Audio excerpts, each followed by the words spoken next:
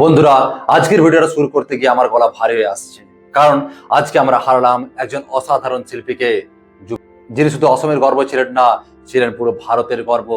আজ শুধু অসমের মানুষ শোকাহত নয়, পুরো ভারতবর্ষ শোকাহত, বিশেষ করে আমাদের পশ্চিম বাংলার মানুষজন। কারণ জুবিন গর্গ পশ্চিম বাংলার মানুষদের জন্য যেসব গান দিয়ে গেছেন তা চির অমর হয়ে থাকবে। সেই সব গান আমরা যতদিন বেঁচে থাকবো ততদিন সেই সব গান আমরা শুনতে থাকবো। জুবিন গর্গ একসঙ্গে গায়ক, গীতিকার, সুরকার সবকিছু ছিলেন। তার কণ্ঠের জাদু আমাদের মনে সারা জীবন। ইয়া আলী এই গানটা দিয়ে জুবিন গর্গ ভারতবর্ষের প্রতিটা ঘরে পৌঁছে গিয়েছিলেন এবং এই গানটার জন্য তাকে সারা জীবন মনে রাখা হবে। আবার ও বিদেশি বন্ধু, পাগল হয়ে যাব, এই মন তোমাকে দিলাম, এই বাংলা গানগুলো শুনলে বুঝতে পারা যায় জুবিন কতটা হৃদয়ের কাছাকাছি ছিলেন আমাদের। জুবিনের সঙ্গে বাংলার যে সম্পর্ক সেটা আরো গভীর করে দিয়েছিল দেবের সাথে জুবিনের সম্পর্ক। কারণ যখন দেব আর জুবিনের একসঙ্গে জুটি বেঁধেছিল 2009-10-এ, তখন আমাদের মাঝে প্রচুর গান দিয়েছিল। এই মন তোমাকে চায়, মন মানে না, এক হিট গান দিয়েছিল জুবিন আর দেব মিলে।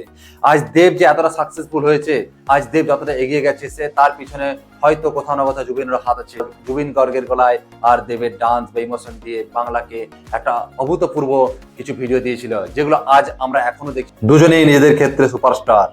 আজ জুবিন গর্গ আমাদের মাঝে নেই, কিন্তু তার গান আমাদের মাঝে চিরজীবন বেঁচে থাকবে।